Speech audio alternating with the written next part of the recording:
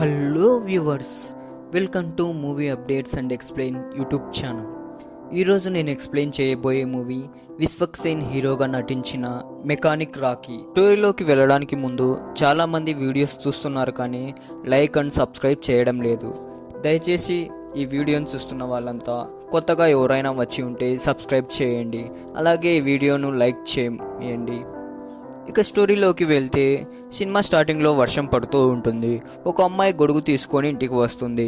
ఇంటికి వచ్చాక వాళ్ళ అమ్మ దోశలు వేసి మీ అన్నయ్యకి ఇపో అంటే తన అన్నయ్య పక్కన పెడుతుంది. తర్వాత తను ప్లేట్ అక్కడే పెట్టి బయటికి వెళ్ళిపోతుంది. తను వెళ్ళంగానే డోర్ వేసుకుని ఊరేసుకొని చనిపోతాడు. ఇక నెక్స్ట్ సీన్లో కార్ మెకానిక్ గ్యారేజ్ చూపిస్తారు. ఒక అమ్మాయి వచ్చి ఎవరైనా ఉన్నారా అంటే వెంటనే వైవా హర్ష నేనే ఓనర్ను అని చెప్పి కూర్చుంటాడు. ఏం కావాలి అంటే నాకు డ్రైవింగ్ నేర్పించాలి అనేసి అంటుంది. సరే నేర్పిస్తాను అంటే మా నాన్నలక్క నేర్పించకూడదు అనేసి కొన్ని చెబుతుంది. దాంతో వైవా హర్షకు కొద్దిగా ఇబ్బందిగా అనిపించి నీలాంటి వాళ్లకు డ్రైవింగ్ నేర్పించాలంటే మా బాస్ నేర్పిస్తాడు అనేసి చెప్పి 10,000 అడుగుతాడు. ఆ అమ్మాయి 10,000 ఇస్తుంటే ఇంకొక అతను వచ్చి ఈ షెడ్ కూల్ చేస్తున్నారంటగా గవర్నమెంట్ వాళ్ళు అనేసి అంటాడు. వెంటనే వైవా హర్ష 10,000 తీసుకొని తన దగ్గరికి వచ్చి ఎవరు చెప్పారు అనేసి అంటే అందరూ అనుకుంటున్నారు అనేసి అంటాడు. దాని గురించి చెప్పాలంటే చాలా పెద్ద కథలే అనేసి అంటాడు. దాంతో వచ్చిన వ్యక్తి అయినా మీ వాడు నోటి దూల తగ్గించుకోవాలి అని చెప్తాడు. ఇక ఆ వ్యక్తి ఆ విధంగా మాట్లాడుతూ ఉంటే మన హీరో కారులో నుంచి ఎంటర్ అవుతూ గ్యారేజ్ దగ్గరికి వస్తాడు. ఇక హీరో గ్యారేజ్ దగ్గరికి వచ్చి అతనితో మీరు ఉచిత సలహాలు ఇవ్వడం మానేసి మీ డబ్బులు మీరు తీసుకొని ఇక్కడ నుంచి వెళ్ళండి అనేసి అతన్ని పంపించేస్తాడు. ఇక తర్వాత హీరో తన సీట్లోకి వచ్చి ఎదురు కూర్చున్న అమ్మాయితో మీ పేరు అని అడుగుతాడు. దానికి మాయా అని చెప్తుంది. మీ ఏజ్ అని అడిగితే తను ఎలాగో చూస్తుంది. దానికి డ్రైవింగ్ లైసెన్స్ కోసం మేడం అనేసి చెప్తాడు. దాంతో హీరోయిన్ని తన ఏజ్ చెప్తుంది. మీరు ఏం చేస్తుంటారు అంటే ఎన్ఐసి లైఫ్ ఇన్సూరెన్స్లో పనిచేస్తుంటా అనేసి అంటాడు. దాంతో వైవా హర్ష ఒక ఫీల్తో అమ్మాయి వంక చూస్తూ ఉంటే హీరో తనతో మనకు కావాల్సింది బ్యాంక్ వాళ్ళు, ఎల్ఐసి వాళ్ళు కాదు అనేసి చెప్తాడు. తర్వాత తనతో ఇక డ్రైవింగ్ స్టార్ట్ చేద్దామా అని హీరో ఆ అమ్మాయిని కార్లో ఎక్కించుకొని డ్రైవింగ్ నేర్పించడం స్టార్ట్ చేస్తాడు. ఇక హీరో డ్రైవింగ్ నేర్పిస్తూ వైవా హర్షకు ఫోన్ చేసి బ్యాంక్ దగ్గరికి వెళ్ళావా అనేసి అడిగితే దానికి వైవా హర్ష ఇంకా టైం చాలా ఉంది వెళ్తాను అనేసి అంటాడు. ముందు త్వరగా ఆ పని పూర్తి చేయనేసి అంటాడు.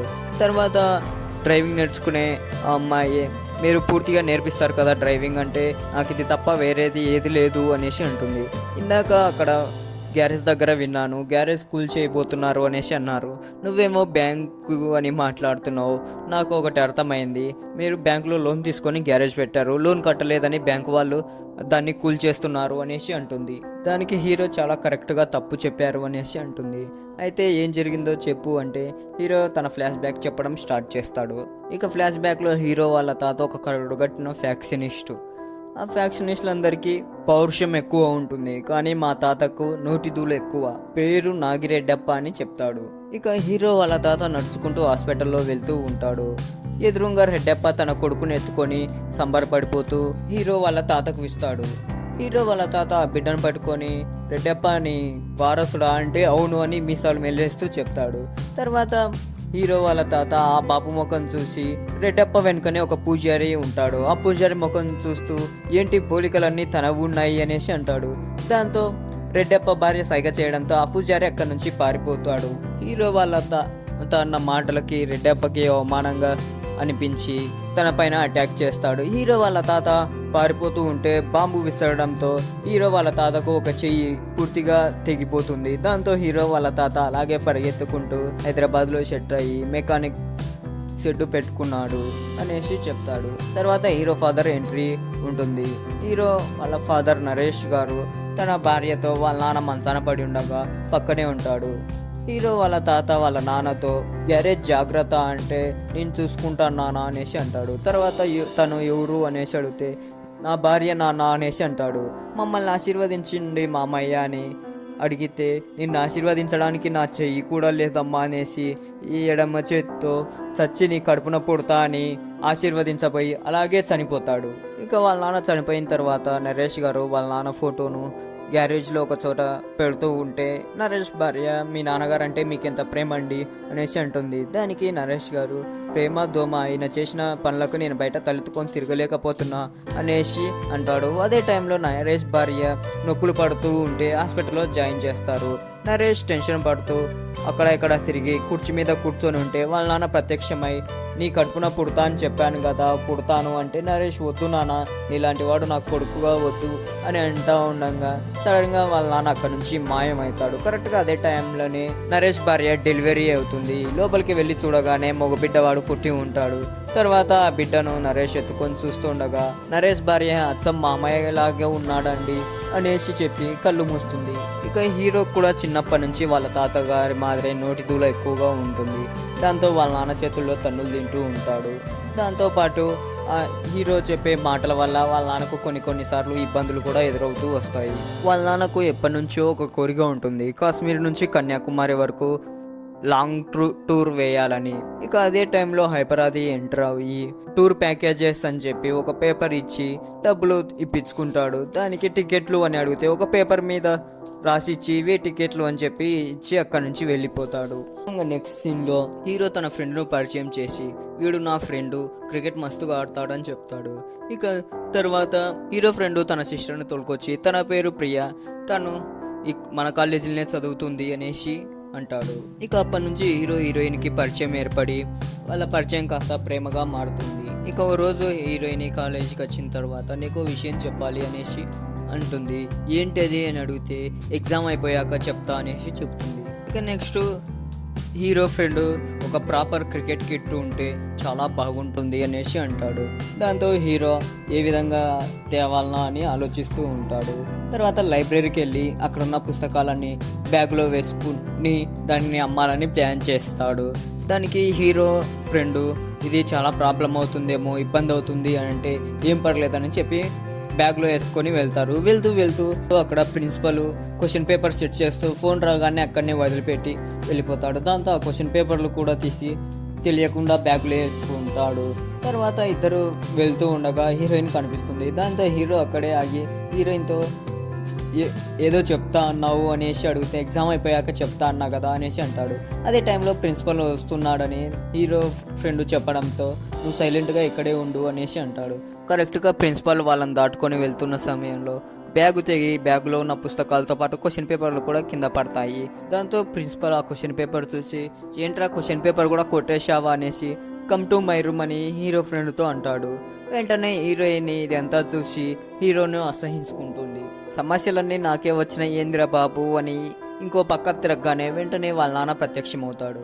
ఇక ఆ రోజు నుంచి హీరో వాళ్ళ నాన్న హీరోను కాలేజ్ బంద్ చేపించి గ్యారేజ్లో మెకానిక్ వర్క్ నేర్పిస్తాడు. ఇక నెక్స్ట్ సీన్లో కొంతమంది విలన్లు నరేష్ దగ్గరికి వచ్చి అన్న ఈ క్యారేజ్ అమ్మడానికి పంపిన డబ్బు అనేసి అంటే నాకు అమ్మే ఉద్దేశం లేదు అని అంటాడు. దానికి ఆ విలన్ అన్న అమ్ముతావా అని అడగమని లేదు తీసుకుంటున్నాను అని చెప్పమన్నాడు అనేసి అంటాడు. దాంతో హీరో వచ్చి కాలర్ పట్టుకొని అమ్మే ఉద్దేశం లేదంటే చెప్తే వినపడదా అనేసి అంటాడు. దాంతో హీరో వాళ్ళ నాన్న పెద్దవాళ్ళ విషయంలో నీకెందుకు అనేసి అంటే హీరో అక్కడ నుంచి పక్కకి వెళ్ళిపోతాడు. దాంతో విలన్లు అక్కడ నుంచి వెళ్ళిపోతారు. ఇక నెక్స్ట్ సీన్లో హైపరాది ఒక హోటల్ దగ్గర టిఫిన్ చేస్తూ ఉంటాడు. అప్పుడు నరేష్ గారు వెళ్ళి తన కాలర్ పట్టుకొని 5 ఏళ్ళయింది పేపర్ ఇచ్చి టూర్ తీసుకువెళ్తాను ఇప్పటికీ తీసుకువెళ్ళలేదు అనేసి అంటే ఇప్పుడే పేపర్ ప్రింట్ అయింది సార్, టికెట్ ప్రింటింగ్ అయిపోగానే తీసుకొచ్చి ఇస్తా అనేసి అంటాడు. ఇక నెక్స్ట్ సీన్లో హీరో తన గ్యారేజ్కు సంబంధించి పాంప్లెట్లు కొట్టించి అలాగే డ్రైవింగ్ కూడా నేర్పించబడును 50% డిస్కౌంట్ అని ఎక్కడ పడితే అక్కడ స్టిక్కర్లు అతికిస్తూ అందరికీ పాంప్లెట్లు పంచుతూ ఉంటాడు. ఇక ఆ రోజు నుంచి డ్రైవింగ్ నేర్చుకోవడానికి ఎంతోమంది వస్తుంటారు. ఇక నెక్స్ట్ సీన్లో మన విలన్ సునీల్ని చూపిస్తారు. సునీల్ దగ్గరికి ఒక బిజినెస్ మ్యాన్ వచ్చి ఒక ల్యాండ్ చూశాను, అక్కడ ఒక కార్ గ్యారేజ్ ఉంది, అది మాకు ఎలాగైనా కావాలి, అడ్వాన్స్ 25 అని ఒక 25 లక్షలు ఇచ్చిపోతాడు. వెంటనే పక్కనున్న వ్యక్తి అది నాయుడు గారికి ఇస్తామని చెప్పాము అనేసి అంటాడు. వాళ్ళు ఎంత ఇస్తాన్నారంటే 15 లక్షలు అంటాడు. ఇతను 25 అన్నాడు. రేటు పెరిగింది కదా నేను చూసుకుంటానులే అనేసి చెప్తాడు. ఇక నెక్స్ట్ సీన్లో గ్యారేజ్ చూపిస్తారు. నరేష్ గారి దగ్గరికి ఒకతను కారు తీసుకొని వచ్చి ఒక రోజులో కార్ రిపేర్ కావాలి అనేసి అంటే దానికి నరేష్ ఒక రోజులో అంటే కష్టం అవ్వలేదు అంటాడు. తర్వాత హీరో ఆ కార్ని చూసి నేను రిపేర్ చేసి ఇస్తాను అనేసి అంటాడు. కరెక్ట్గా అదే టైంలోనే విలన్లు ఎంటర్ అవుతారు. ఈ గ్యారేజ్ ఎలాగైనా అమ్మే తీరాల్సిందే అనేసి అంటారు. దానికి హీరో వాళ్ళతో ఫైట్ చేస్తూనే ఆ కార్ని మొత్తం రీవర్క్ చేసి పెయింట్ వర్క్ చేసి ఇచ్చేస్తాడు. అయితే ఆ ఫైట్ జరుగుతున్న సమయంలో హీరో వాళ్ళ నాన్న వైవా ఇద్దరు కలిసి ఒరిజినల్ డాక్యుమెంట్లు తీసుకురావడం కోసం అనేసి బయటికి వెళ్ళి ఉంటారు. వచ్చేసరికి వీళ్ళు లేకపోవడం చూసి వాళ్ళు ఏది అని అడిగితే వెళ్ళిపోయారు అని హీరో చెప్తాడు. తర్వాత వైవా హర్షకు మొత్తం అర్థమైపోతుంది. నువ్వు ఎవరితో పెట్టుకున్నావో తెలుసా, రంకిరెడ్డి, అతను పెద్ద పేరు మోసిన రౌడీ అనేసి చెప్తాడు. తర్వాత హీరో ఇక డైరెక్ట్ సునీల్ ఇంటికి వస్తాడు. ఇక హీరో సునీల్ ఇంటికి వచ్చి సునీల్కి వార్నింగ్ ఇస్తాడు.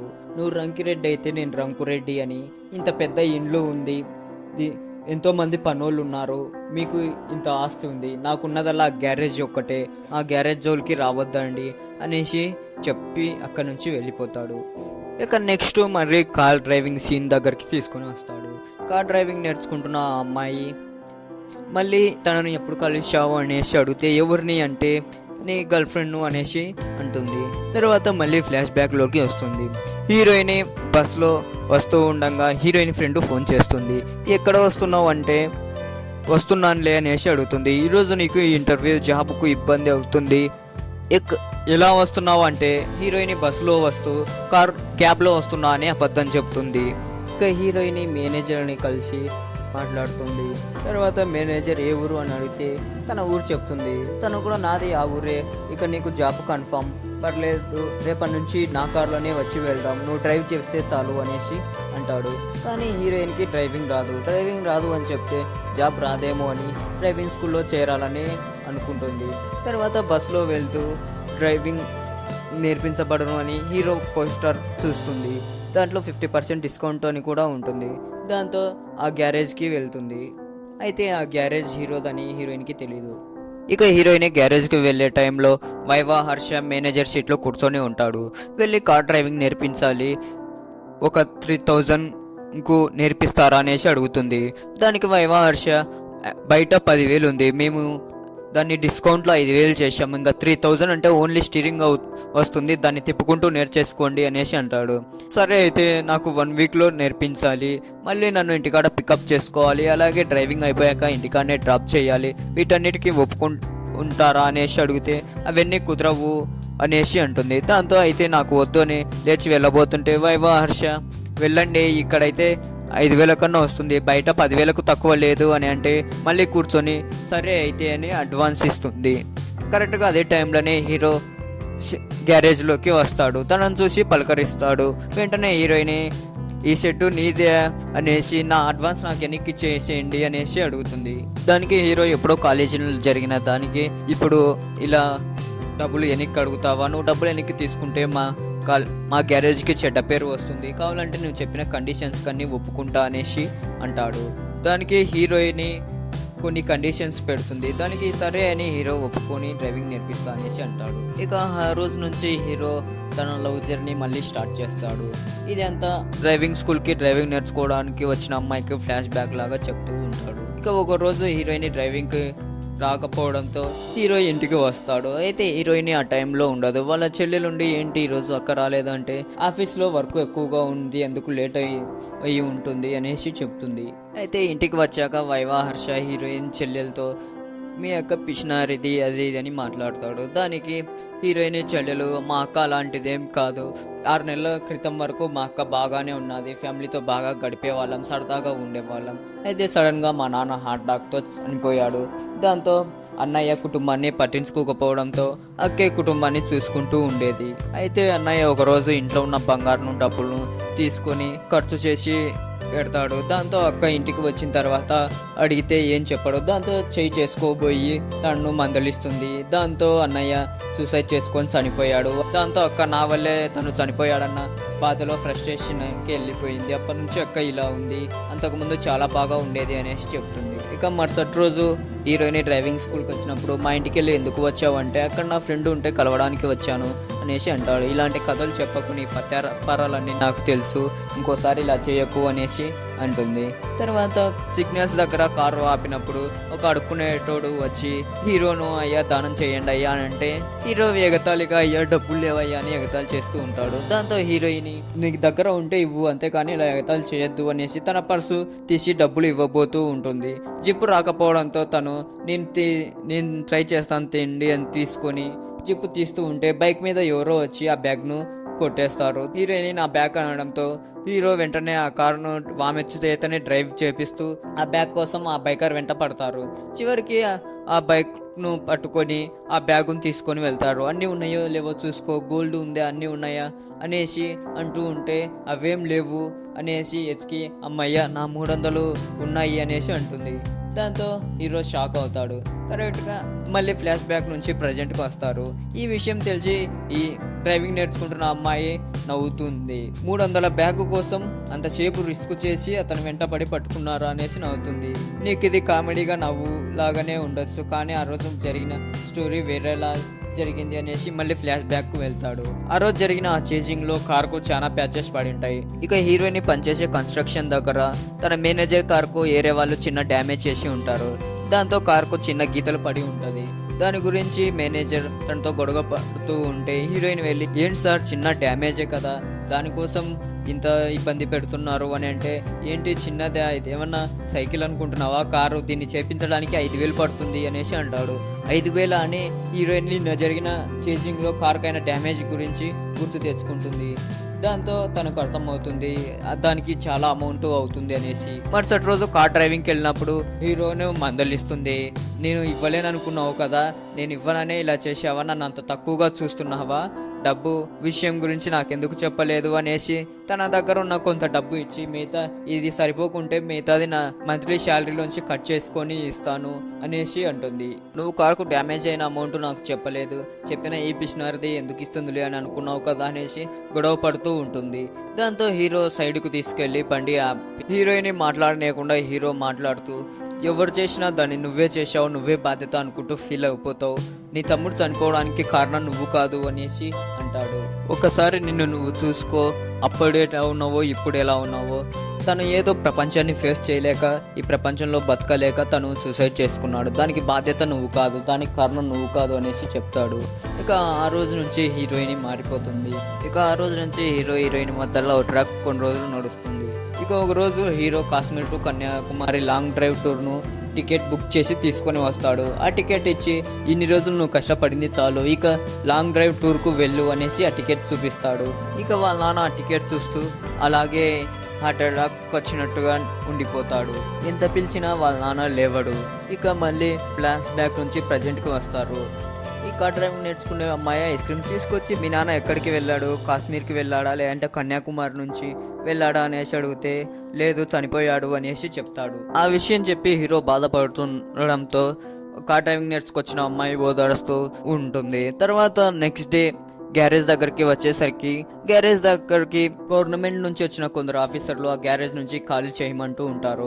ఆ గ్యారేజ్కి వచ్చి మీరు బాబు ఏంటి సార్ అంటే కోర్టు ఎన్నిసార్లు నోటీస్ ఇచ్చినా మీరు రిప్లై ఇవ్వలేదు, గవర్నమెంట్ ప్రాపర్టీలో అక్రమంగా కట్టుకొని మీది అంటే ఎలా అనేసి అంటారు.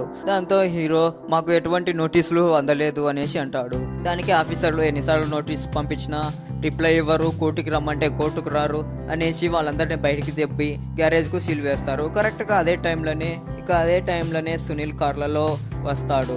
వచ్చిన తర్వాత రామయ్యకు రేపటి నుంచి ఇక్కడ పని స్టార్ట్ చేసుకోమని చెప్పు అనేసి అంటాడు.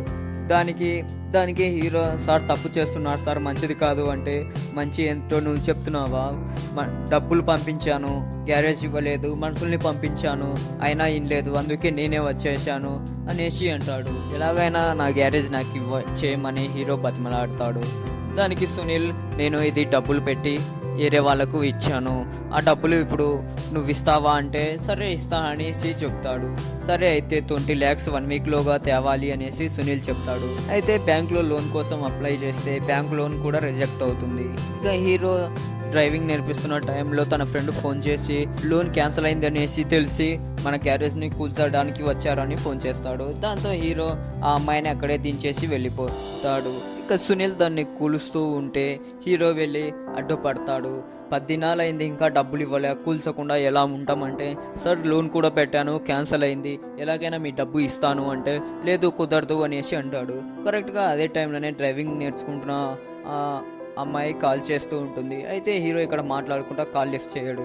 తర్వాత అలాగే మాట్లాడుతూ కొద్దిసేపటికి కాల్ లిఫ్ట్ చేస్తాడు. ఏంటి మేడం, నేను ఇలా ఎన్నో ప్రాబ్లమ్స్లో ఉంటే ఒకటేమైనా ఫోన్ చేసి దొబ్బుతున్నారు అనేసి అంటే, మీ నాన్న పేరు మీద 2 కోట్ల ఇన్సూరెన్స్ ఉంది, అదే డబ్బులు వస్తాయి అని ఏదో చెప్పబోయే లోపే హీరో కాల్ కట్ చేసి సునీల్తో, మా నాన్న పేరు మీద ఇన్సూరెన్స్ 2 కోట్లు ఉందంట, అది రాగానే మీ డబ్బులు మీకు ఇచ్చేస్తాను, ఒక 1 వీక్ టైం ఇవ్వండి అనేసి అంటాడు. సరే అనేసి సునీల్ ఒప్పుకొని అక్కడ నుంచి వెళ్ళిపోతాడు. తర్వాత తను వచ్చి, ఏంటి అన్నిసార్లు ఫోన్ చేసినా ఎత్తవు, చెప్పేది కూడా పూర్తిగా వినకుండా కాల్ కట్ చేశావు అంటే, థ్యాంక్స్ మేడం, కరెక్ట్ టయానికి హెల్ప్ చేశారు అంటే, మీ నాన్న పేరు మీద 2 కోట్లు ఇన్సూరెన్స్ ఉన్నమాట నిజమే, కానీ దాంట్లో నీ పేరు లేదు అనేసి అంటాడు. దాంతో హీరో షాక్ అవుతాడు. మరి ఎవరి పేరు ఉంది అని అంటే, నామినీ పేరు ఒకసారి చూడు, నీ పేరు రాకేష్ అయితే అందులో రాజేష్ ఉంది అనేసి అంటాడు. అసలు ఈ రాజేష్ ఎవరు అని అంటే, ఏమో అది మీ నాన్నకు మీకే తెలియాలి, మీ రిలేటివ్స్ ఎవరైనా అయ్యి ఉండొచ్చు అంటే, మాకు తెలిసిన వాళ్ళు ఎవరు కాదు అనేసి అంటాడు. ఇంకా అయితే మీ నాన్నకి ఏమన్నా ఇంకో ఫ్యామిలీ ఉంది అనేసి అంటే, మా ఫ్యామిలీని చూసుకోవడానికే ఆయనకు చేత కాదు, ఇంకో ఫ్యామిలీ ఎక్కడి నుంచి వస్తుంది అనేసి అంటారు. మీరు ఇన్సూరెన్స్ తీసుకునేటప్పుడు మీ నాన్నగారు పేరు తప్పు రాపించి ఉండాలి, లేదా మేము కంప్యూటర్లో అప్డేట్ చేయించేటప్పుడు రాకేష్ బదులు రాజేష్ పడి ఉండాలి అనేసి అంటాడు. అంటే మరి దీనికి ఏం చేయలేమా అంటే, చేయొచ్చు, నేమ్ చేంజ్ చేసుకోవచ్చు అనేసి అంటుంది. దానికి అలాగైతే చేంజ్ చేసేయండి అంటే, అంత సులభం కాదు, అది అంత సులభం కాదు, పాలసీ హోల్డర్ బతికున్నప్పుడు అయితే దాన్ని చేంజ్ చేయొచ్చు, కానీ ఇప్పుడు పాలసీ హోల్డర్ చనిపోయారు కాబట్టి దాన్ని చేంజ్ చేస్తే అది ఇల్లీగల్ కిందికి వస్తుంది, అది కేసు అయిందంటే పెద్ద ఇష్యూ అవుతుంది అనేసి చెప్తుంది. మరి ఇప్పుడు ఎలాగా ఏం చేయాలి అనేసి అడిగితే, నాకు తెలిసిన ఒక అతను ఉన్నాడు, తను ఇల్లీగల్గా తనతో ఇది చేయించవచ్చు, కానీ కొద్దిగా ఖర్చు అవుతుంది అనేసి చెప్తుంది. సర్లేండి మేడం, ముందు కనుక్కోండి అనేసి అంటాడు. ఇక హీరోయిన్ రాకేష్ అనే అతని దగ్గరికి హీరోను తోలుకొని వెళ్తుంది. తను నేమ్ చేంజింగ్ అనేది చాలా పెద్ద ఫ్రాడ్ కేసు, దాంట్లో ఇరుక్కుంటే చాలా కష్టము, జైలు శిక్షతో పాటు జరిమానా కూడా పడుతుంది, నువ్వేదో డబ్బు ఆశపడి వచ్చి ఉంటావు అనేసి అంటే, దానికి ఆ కార్ డ్రైవింగ్ అమ్మాయి, రాకేష్ది ఆశ కాదు అవసరం, తను చాలా పెద్ద ఇష్యూలో ఇరుక్కున్నాడు, ఇప్పుడు తనకు జీవితమే పోతుంది, నువ్వు ఎలాగైనా హెల్ప్ చేయాలి అనేసి అంటుంది. అయితే రాకేష్కు ఈ కార్ డ్రైవింగ్ నేర్చుకునే అమ్మాయి మీద ఇంట్రెస్ట్ ఉండడంతో తనకు, సరే నేను ఎలాగైనా చేస్తాను, కానీ కాస్త డబ్బు ఖర్చు అవుతుంది అనేసి అంటాడు. సరే అని హీరో ఒప్పుకుంటాడు. ఇక హీరో ఆ నేమ్ చేంజ్ చేయడానికి 5 lakhs అడగడం, ఇక ఆ నేమ్ చేంజ్ చేయడానికి 5 lakhs అడగడంతో హీరో తనకు తెలిసిన వాళ్ళందరినీ ట్రై చేస్తాడు, కానీ ఎక్కడ డబ్బు ముట్టవు. దాంతో చివరికి హీరోయిన్ తన దగ్గర ఉన్న డబ్బు తీసుకొని వచ్చి ఇస్తుంది. ఇది నీ సేవింగ్స్ కదా, ఎందుకు ఇస్తున్నావు అంటే, ఏం పర్లేదు, నీకు డబ్బు వచ్చిన తర్వాత అయినా నాకు ఇవ్వచ్చులే అనేసి ఇస్తుంది. ఆ 5 lakhs తీసుకువెళ్ళి హీరో వాళ్ళకి ఇచ్చేసి నేమ్ చేంజ్ చేపిస్తాడు. కరెక్ట్గా నేమ్ చేంజ్ చేయించిన మరుసటి రోజే ఇక అప్పుడే పోలీస్ ఆఫీసర్ ఎంటర్ అవుతాడు. ఇక పోలీస్ ఆఫీసర్ వివేక్ ఇంటికి వెళ్ళి వివేక్ను అరెస్ట్ చేసి ఒక ప్లేస్కు తీసుకొని వెళ్తాడు. ఇక వివేక్ ఈ కార్ డ్రైవింగ్ అమ్మాయికి ఫోన్ చేయడంతో హీరో అలాగే ఆ అమ్మాయి ఇద్దరు కలిసి వివేక్ దగ్గరికి వెళ్తాడు. ఆ పోలీస్ ఆఫీసర్ వీళ్ళిద్దరిని చూసి, నేమ్ చేంజ్ చేసి పెద్ద ఫ్రాడ్ చేసి తప్పించుకు తిరుగుదాం అనుకున్నారా అనేసి అంటాడు. దానికి హీరో, సార్ అది మా నాన్న ఇన్సూరెన్స్, నా నేమ్ తప్పు పడింది అందుకు చేశాము, అదేం తప్పు కాదు అనేసి అంటే, మరి ఇల్లీగల్గా ఎందుకు చేశారు, లీగల్గా చేయొచ్చు కదా అనేసి అంటాడు. దానికి హీరో ఏం మాట్లాడాడు. ఇంకా కార్ డ్రైవింగ్ నేర్చుకునే అమ్మాయి ఎంత కావాలి అనేసి అడుగుతుంది. దానికి వివేక్, ఏం మాట్లాడుతున్నావు, పోలీస్ ఆఫీసర్ ఆయన అని అంటే, పోలీస్ ఆఫీసరు యాక్చువల్గా అరెస్ట్ చేస్తే స్టేషన్కు తీసుకువెళ్ళాలి, లేదా కోర్టులో ప్రొడ్యూస్ చేయాలి, అదేవి కాకుండా ఇక్కడికి తీసుకువచ్చాడంటే ఏదో కారణం ఉండే ఉంటుంది, ఎంత కావాలి అనేసి అడుగుతాడు. 20% 40 lakhs నాకు ఇచ్చేశారంటే నేను మిమ్మల్ని వదిలేస్తా అనేసి అంటాడు. దానికి హీరో, సార్ ఇన్సూరెన్స్ అమౌంట్ వచ్చినప్పుడే మీకు ఆ అమౌంట్ ఇచ్చేస్తానంటే, లేదు నాకు 7 daysలో ఆ అమౌంట్ ఇచ్చేసేయాలి, మీరు ఇన్సూరెన్స్ వచ్చిన తర్వాత మీరు ఫ్రాడ్ చేశారన్న దానికి ఏ ప్రూఫ్స్ ఉండవు, కాబట్టి ఆ డబ్బు ఇస్తేనే, లేదంటే మీరు జైలుకి అనేసి అంటాడు. దాంతో హీరో సరే నేను ఎలాగైనా ఇస్తాను అనేసి చెప్పి అక్కడ నుంచి బయలుదేరుతాడు. ఇక హీరో అక్కడ నుంచి వెళ్ళగానే పోలీస్ ఆఫీసర్ నీ యాక్టింగ్కి ఆస్కార్ అవార్డు ఇచ్చినా తప్పు లేదు అనేసి ఆ కార్ అమ్మాయితో అంటాడు. వెంటనే అయినా వీడు డబ్బులు తెస్తాడుగా అని అంటే, సెంటిమెంట్తో కొట్టాను కదా, ఖచ్చితంగా తీసుకొని వస్తాడు, నా జాబ్ పోతుందని ఎంతో చెప్పాను కాబట్టి నా కోసమైనా తీసుకొని వస్తాడు అనేసి అంటాడు. ఇక అప్పటి నుంచి వీళ్ళు చేసిన ఫ్రాడ్లు మొత్తం ఫ్లాష్ బ్యాక్ లాగా చూపిస్తారు. వీళ్ళు ఒక టీమ్గా ఫామ్ అయ్యి స్కామ్ చేస్తూ ఉంటారు. చనిపోయిన వాళ్ళ డెత్ సర్టిఫికేట్ కోసం వచ్చిన వాళ్ళ దగ్గరికి వెళ్ళి ఆ సర్టిఫికేట్లు కలెక్ట్ చేసుకొని దాని ద్వారా ఇన్సూరెన్స్ వచ్చిందని, అందులో పేర్లు తప్పు పడ్డాయని, డబ్బులు పడితే మీకు ఇన్సూరెన్స్ డబ్బులు వస్తాయని వాళ్ళు ఇచ్చిన డబ్బులు తీసేసి స్కామ్ చేసి అక్కడి నుంచి వెళ్ళిపోతూ ఉంటారు. వీళ్ళు హీరోను ఎంచుకోవడానికి ముందు తన గురించి అంతా ఇన్వెస్టిగేట్ చేసి తను ఏ టైనా ఏం చేస్తున్నాడు, ఎవరితో ఏ సంబంధాలు ఉన్నాయి, ఎవరితో గొడవలు ఉన్నాయి అన్నీ కనుక్కొని తన పైన టార్గెట్ ఫిక్స్ చేసుకొని ఉంటారు. ఇక ఆ రోజు నుంచి హీరో డబ్బు కోసం తనకు తెలిసిన వాళ్ళందరినీ ప్రయత్నిస్తూ డబ్బు కోసం తిరుగుతూనే ఉంటాడు. అప్పుడప్పుడు మధ్యలో పోలీసు వచ్చి డబ్బు టైం దగ్గర పడుతుంది, ఇలాగైనా ఇచ్చేయాలని అంటుంటాడు. మధ్యలో ఆ కార్ డ్రైవింగ్ అమ్మాయి వచ్చేసి నీకోసం నా లైఫ్ని రిస్క్లో పెట్టేశాను, నా జాబ్ కూడా పోయే పరిస్థితి వచ్చింది, ఎలాగైనా ఆ డబ్బు కట్టేసేయి అనేసి టార్చర్ చేస్తూ ఉంటుంది. హీరో ఎలాగైనా ఆ డబ్బు కట్టేస్తానని చెప్తూ ఉంటాడు. ఇక నెక్స్ట్ సీన్లో హీరో వాళ్ళ నాన్న శ్రద్ధాంజలి వేయించిన న్యూస్ పేపర్ చూపిస్తూ ఉంటారు. ఆ న్యూస్ పేపర్ ఒక స్టేషన్ దగ్గరికి వెళ్ళి స్టేషన్లో సమోసాలు కొనుక్కొని తింటున్న ఒక వ్యక్తి చేతిలోకి వెళ్తాయి. ఆ వ్యక్తి సమోసాలు తింటూ ఆ పేపర్ చూస్తాడు. వెంటనే ఆ పేపర్ చూసి షాక్ అవుతాడు. అది చూసే వ్యక్తి ఎవరో కాదు, హీరో వాళ్ళ నాన్నే. హీరో వాళ్ళ నాన్న బ్రతికే ఉంటాడు, కానీ హీరో మాత్రం తన నాన్న చనిపోయాడని శ్రద్ధాంజలి వేయించి ఫోటో వేయించి ఉంటాడు. ఇక వాళ్ళ నాన్న గ్యారేజ్కి వచ్చి ఉంటాడు. కరెక్ట్గా అదే టైంలోని హీరో హీరోయిన్ ఇద్దరు కలిసి కారులో వస్తాడు. వెంటనే హీరో వాళ్ళ నాన్న అయితే నేను ఇంకా బతికే ఉన్నాను అని మాట్లాడుతూ ఉంటే హీరో ఏదో చెప్తూ ఉంటాడు. అయితే నా మాటలు నీకు వినిపిస్తున్నాయి అనేసి అంటాడు. తర్వాత చెంపకేసి కొట్టుకొని నాకు నొప్పి కూడా తెలుస్తుంది అనేసి అంటాడు. దాంతో నన్ను బ్రతికుండగానే చంపేశావు, నా ఫోటోకు దండేశావు, నా పేరు మీద ఉన్న ఇన్సూరెన్స్ డబ్బులు కూడా తీసుకుంటున్నావా అనేసి అంటాడు. దాంతో హీరో గట్టిగా అరుస్తాడు. అసలు ఎప్పుడైనా నువ్వు నీ పేరు మీద ఇన్సూరెన్స్ చేయించావా, నీ పేరు మీద నువ్వు ఇన్సూరెన్స్ చేయిస్తే కదా డబ్బులు వచ్చేది అనేసి ఫ్లాష్ బ్యాక్లోకి వెళ్తాడు. ఫ్లాష్ బ్యాక్లో హీరోయిన్ తమ్ముడు వాళ్ళ నాన్న చనిపోయాక వాళ్ళ నాన్నకు సంబంధించిన ఇన్సూరెన్స్ పేపర్లు ఫేక్వి ఆ గ్యాంగ్ తయారు చేసి తనకు ఇచ్చి మీకు ₹1,00,00,000 ఇన్సూరెన్స్ వచ్చింది, మీరు ఆ డబ్బు తీసుకోవాలా, కానీ మీ అమ్మగారి పేరు తప్పు పడింది, నామినీగా ఆమె పేరుంది, ఆమె పేరు మార్చాలంటే డబ్బు ఖర్చు అవుతుంది అనేసి చెప్తారు. దాంతో తను డబ్బు కడతాడు. ఆ డబ్బు కట్టిన తర్వాత మళ్ళీ అది ఇంకో ప్రాబ్లం వచ్చింది అనేసి మరి ఇంకొంత కట్టించుకుంటారు. అయితే ఆ డబ్బు కోసం హీరోయిన్ తమ్ముడు ఇంట్లో ఉన్న నగలు అలాగే డబ్బు తీసుకొని వెళ్ళి కడతారు. ఇక అప్పటి నుంచి వాళ్ళు తనకు రెస్పాండ్ అవ్వరు. దాంతో పోలీసులకు కంప్లైంట్ చేస్తాను అన్న వాళ్ళు పట్టించుకోరు. దాంతో హీరోని తమ్ముడు డిప్రెషన్కి వెళ్ళిపోతాడు. కరెక్ట్గా అదే టైంలోనే ఇంట్లో డబ్బులు బంగారం తీశాడని హీరోయిన్ మందలిస్తుంది. ఇక ఆ బాధలో తను సూసైడ్ చేసుకొని చనిపోతాడు. ఈ విషయం అంతా హీరోకు తెలిసిన తర్వాత ఇట్లాంటి కేసులు చాలా జరిగాయని పోలీస్ స్టేషన్లో కంప్లైంట్ ఇచ్చాక తెలుస్తుంది. ఇక పోలీస్ స్టేషన్లో ఉన్న అతను హీరో ఫ్రెండ్ కావడంతో దీనికి సంబంధించి ఏమైనా క్లూస్ ఉంటాయా అంటే లేదు, దీని మీద ఏ కేసు ఇప్పటి వరకు ఫైల్ అవ్వలేదు, అంతేకాకుండా వీళ్ళు సైబర్ నేరగాళ్ళు, వీళ్ళంతా సులభంగా దొరకరు, వీళ్ళని దొరికిన కానీ ప్రూఫ్స్తో సహా పట్టుకుంటే తప్ప వీళ్ళను దోషులుగా ప్రూవ్ చేయలేము అనేసి అంటాడు. ఇక ఆ రోజు నుంచి హీరో వాళ్ళను పట్టుకోవాలని ప్రయత్నిస్తూ ఉంటాడు. వీళ్ళు ఏ విధంగా మనుషుల్ని ఎంచుకుంటున్నారు, ఏ విధంగా టార్గెట్ చేస్తున్నారు, ఏ విధంగా ఫ్రాడ్ చేస్తున్నారు అన్నీ కనుక్కుంటాడు.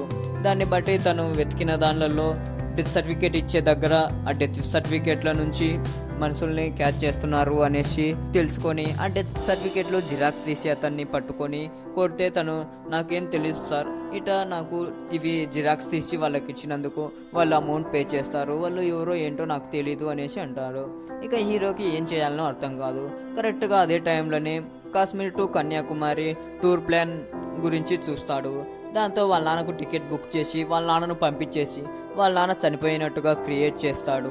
ఇక డెత్ వాళ్ళ నాన్న పేరు మీద ఒక ఫేక్ డెత్ సర్టిఫికేట్ క్రియేట్ చేసి ఆ డెత్ సర్టిఫికేట్ జిరాక్స్ని ఆ గ్యాంగ్కి మెయిల్ చేస్తాడు. దాంతో వాళ్ళు హీరో గురించి తెలుసుకొని హీరోకు వాళ్ళ నాన్న పేరు మీద ఇన్సూరెన్స్ ఉందని అలాగా క్రియేట్ చేసి వచ్చారు. వాళ్ళని పట్టుకోవడం కోసమే ఇదంతా చేశాను.